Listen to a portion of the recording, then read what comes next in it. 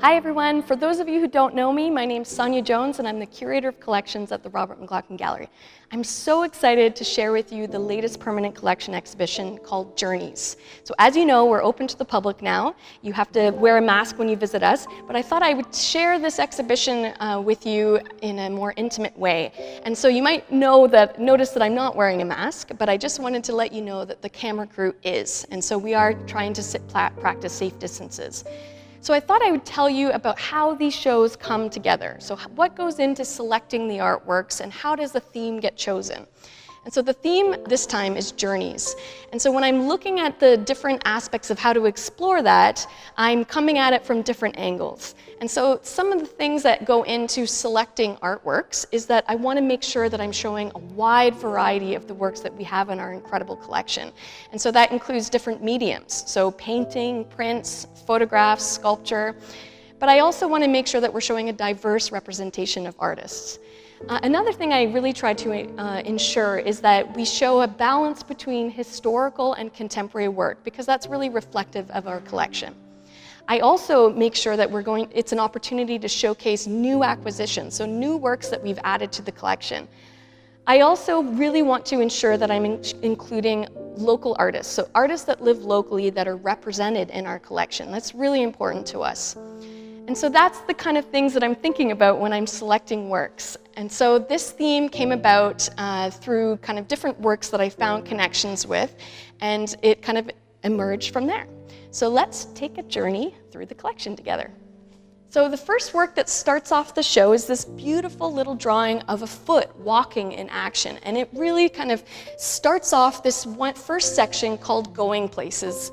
So this salon wall that wraps around here explodes modes of transportation, so how we get places. So starting off with walking, so you can see footsteps in the snow, as well as canoeing, sledding, and then you can see kind of this evolution of technology and how technology impacted the way that we get places. So we have horseback, we have boats, we have trains, we have cars, and we have planes. And so that kind of wraps around this wall here, and then this section kind of ties in this idea of tourism.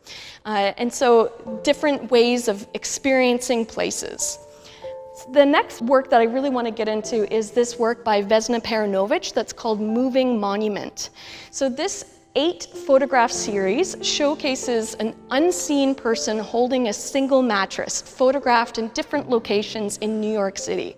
So something to know about Vesna Perunovic is that she was born and raised in the former Yugoslavia. So her work is often exploring themes of exile and like a longing for home. And this work, this moving monument, the mattress is kind of an emblem of our desire to find a place or a sense of place and a sense of home. So journeys aren't always limited to people. Food, goods get shipped globally before they get to us. And so this section called Movement of Goods explores the journey that food takes from, say, field to our table, or objects that we use on a daily basis, what ends up happening to them and where they end up going. And so this is kind of a playful section about the movement of goods. And it ends with this beautiful work by Helen McNichol, who was a Canadian Impressionist painter. And this painting called Marketplace, the brushstrokes, the colors, it really sends you on a journey through your senses to a farmer's market. You can really kind of smell and hear the bustling sounds of the farmer's market in the background.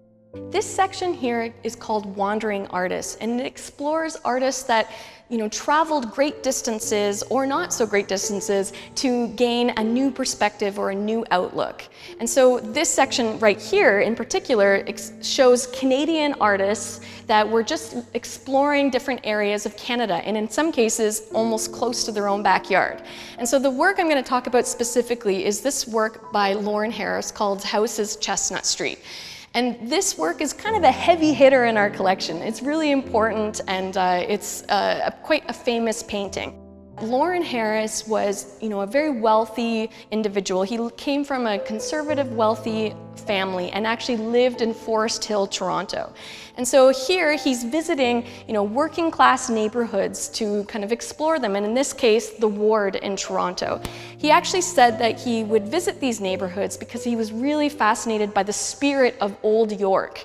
And so it's a really fascinating work because it's this outsider kind of coming into a different world and looking in. And that's kind of what I see when I look at this work. This next part of Wandering Artists explores artists that traveled great distances or abroad to kind of find new perspectives or study different types of movements. And so the next heavy hitter that I'm going to share with you today is this work by Lionel Feiniger, High Houses, and it is another really important work to our collection. So Lionel Feiniger was a German-American artist who, like many artists of his time, was really drawn to Paris because it was the artistic creative center at the time. And so here he is exploring a Parisian street, these linear apartment buildings in this Cubist style, kind of creating this almost maze-like kind of jungle of the city.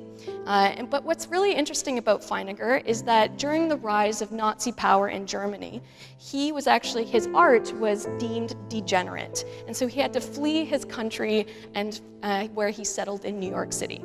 So in the same Wandering Artists section, there's some work that explores kind of the experiences of artists and how they invite viewers into their own lives to kind of take them through journeys of their own experiences. This is a work by Cree artist Jane Ash Portras called Deluded Indians Ride Across History. This mixed media painting includes personal objects close to the artist's life. So we have here a feather as well as maternal photographs. The first maternal photograph is actually of the royal family of Princess Di holding one of her children. And so this work is really inviting the viewer in to explore not just her own personal experiences, but the collective experiences of Indigenous people through colonialism and motherhood.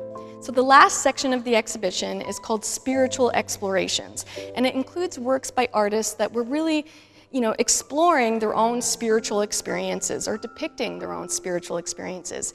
They were really kind of looking for an expanded meaning or enlightenment. And so the one work I want to mention, because it's a really exciting and new acquisition to the collection, is this work by Sri Lankan artist Rajni Pereira. So we were able to purchase this work through the funds of the York Wilson Endowment Fund through the Canada Council for the Arts. So it was a really exciting moment for us when we got that grant, and I'm so excited to include it in the show. This work, entitled Banner for New Empire 1, invokes ancient myths through combining traditional painting techniques with what Rajni Pereira is really known for, with a feminist sci-fi aesthetic. So it depicts this mythological deity that is combining dance dynamics with Buddhist and Hindu symbolism. So thank you so much for exploring the Permanent Collection exhibition with me. I can't wait for you guys to see it in person and to welcome you all back into the building.